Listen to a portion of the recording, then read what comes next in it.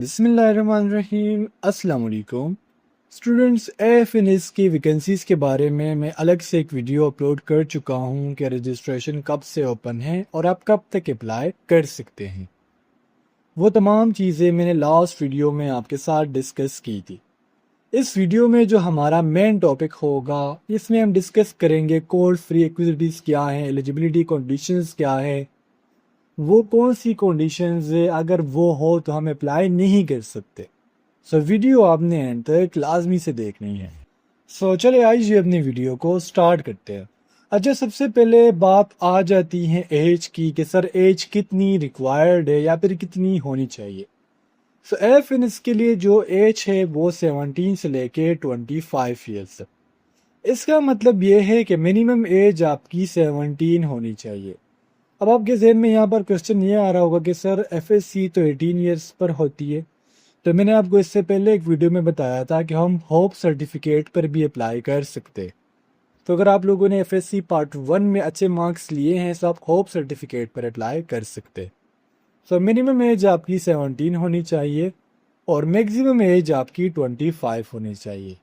अगर 25 से एज ज़्यादा है या फिर 17 से कम है तो आप एफ में अप्लाई नहीं कर सकती। उसके बाद फिर बारी आ जाती है मैरिटल स्टेटस के बारे में।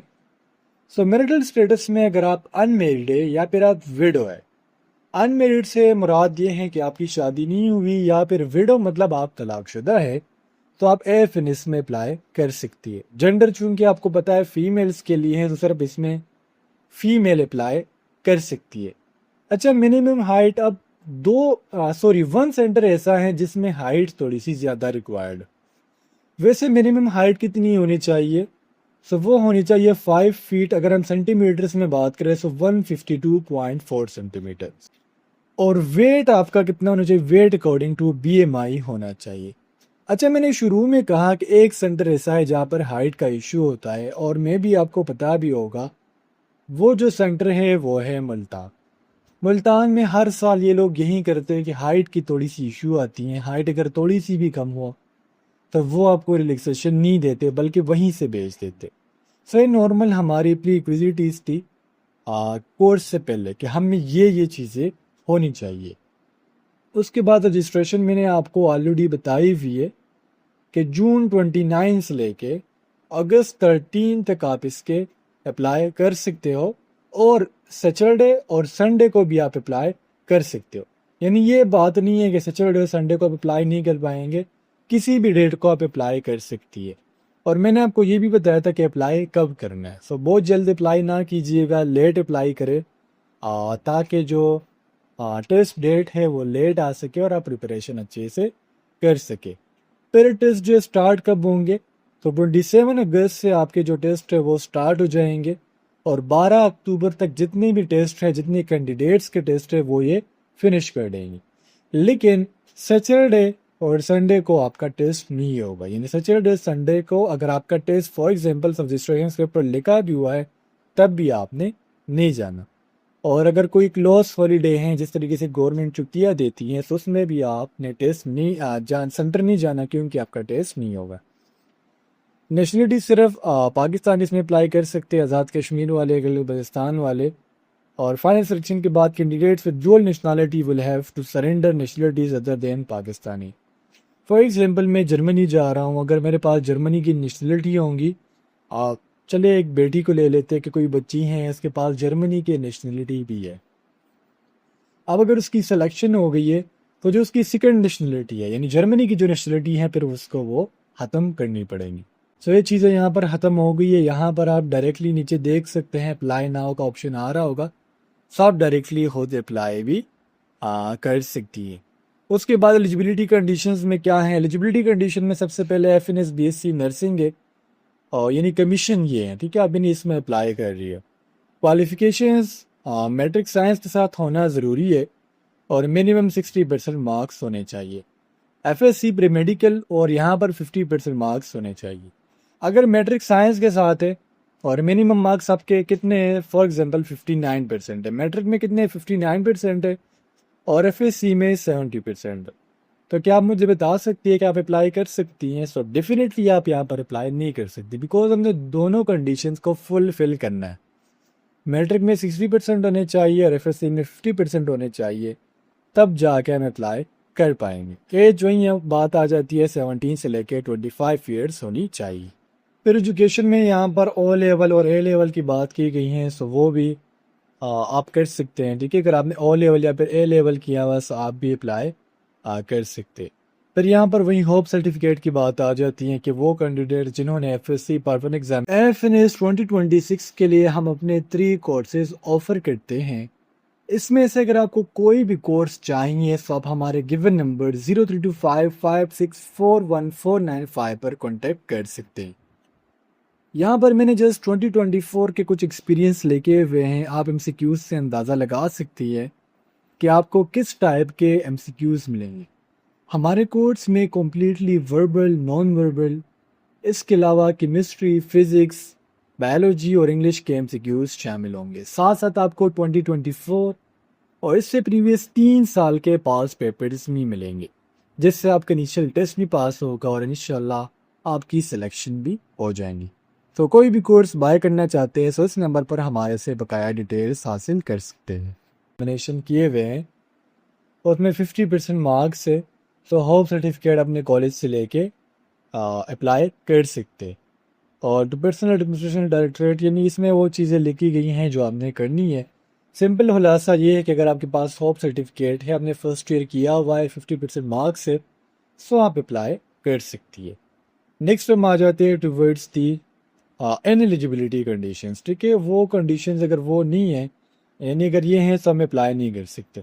Twice not recommended by general headquarters, यानी अगर आपको जनरल हेडक्वार्टर्स ने 2 दफ़ा नॉट रिकमेंड किया है इनका जो बोर्ड होता है, तो आप फिर अप्लाई नहीं कर सकती।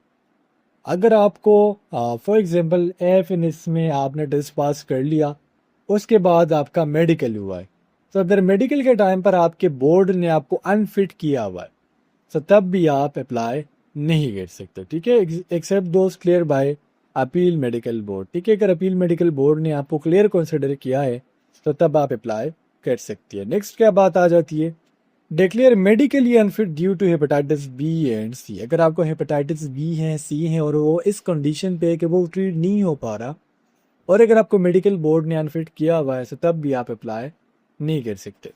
Enrolled cadets and recruits withdrawn, resigned, discharged from armed forces, navy and air force training academies, institute on the ground of discipline, character, medical। अच्छा, सिंपल इसकी बात ये है कि अगर आप आर्मी में थी, नेवी में थी या फिर एयर फोर्स में थी, आपने जॉब छोड़ी हुई है, आपको डिस्चार्ज किया गया है, आपको निकाला गया है, यानी जो रिक्रूटमेंट बोर्ड है, फॉर एग्जांपल मैं एक फ़ीमेल अपने आप को कंसिडर करता हूँ और मैं नेवी में एज एफएमटी थी, अब मैंने जॉब छोड़ दी है या फिर मुझे निकाला गया, सब तब मैं अप्लाई पर एफएनएस में नहीं कर पाऊंगी। या फिर अगर आपको किसी और गवर्नमेंट इदारे से निकाला गया, तब भी आप अप्लाई नहीं कर सकती।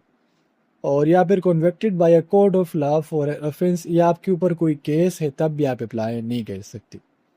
Candidates already registered with Pakistan nursing council. अब यहाँ पर एक मसले की बात यह है कि एक हमारे पास कोर्स आता है ट्रेन नर्सिस के लिए, जिन्होंने नर्सिंग की होती है, लेकिन ये चूंकि ये जो कोर्स है सिर्फ और सिर्फ फ्रेश बच्चों के लिए है जिन्होंने सिर्फ एफएससी किया हुआ है, तो अगर आप किसी नर्सिंग काउंसिल के साथ रजिस्टर्ड है, तब भी आप एफएनएस में अप्लाई नहीं कर सकती। सो ये चीज़ें थी जो मैं आपको बताना चाहता था। अब हम नेक्स्ट चलते हैं towards the registration and preliminary selection procedure, कि हमारा सिलेक्शन जो प्रोसीजर है वो किस तरीके से होगा।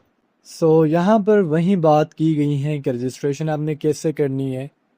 joinpakistanarmy.government.pk, आप सिंपल आप ऐसे भी लिख सकते हैं alfinisnewjobs2026.government.army। सो क्या होगा, आपको तकना नहीं पड़ेगा, डायरेक्ट आपके सामने वेबसाइट आ जाएंगी।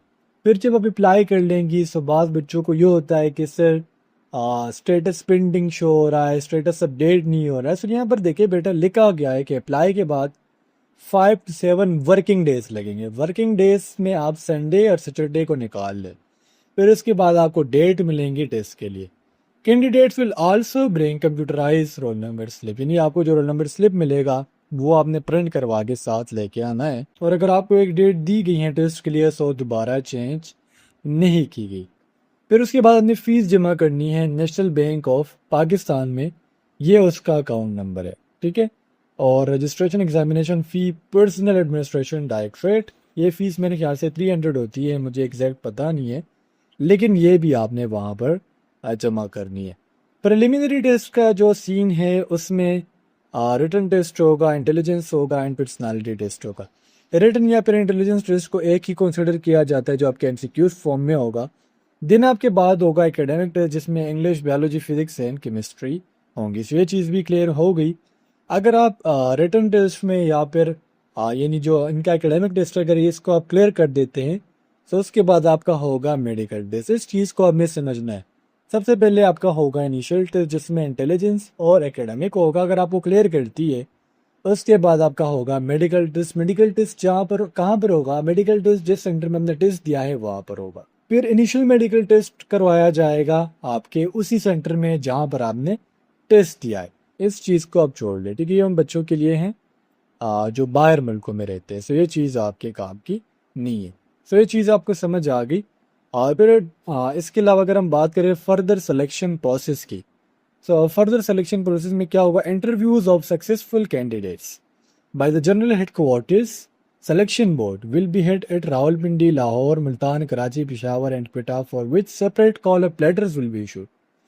Successful candidates will receive call-up notices for interview. The final selection will be made at GHQ on the basis of candidates overall performance. अब यहाँ पर ये बात बताई जा रही है कि वो बच्चे जिन्होंने अपने इनिशियल स्टेप्स क्लियर कर दिए, इनिशियल टेस्ट भी क्लियर हो गया, इनिशियल मेडिकल भी क्लियर हो गया, सो अब इनको इंटरव्यू की कॉल आनी है। ये नहीं होगा बार बार सेंटर जा रहे हैं कि सर मेरे इंटरव्यू कब होने, नहीं, आपको कॉल आएंगी और आपके यानी जो इंटरव्यूज़ है कहाँ पर हो सकते हैं, ये सेंटर्स आपको दिए गए हैं। कौन कौन से सेंटर्स है इसमें, इसमें रावलपिंडी है, लाहौर है, मुल्तान, कराची, पेशावर है, क्विटा।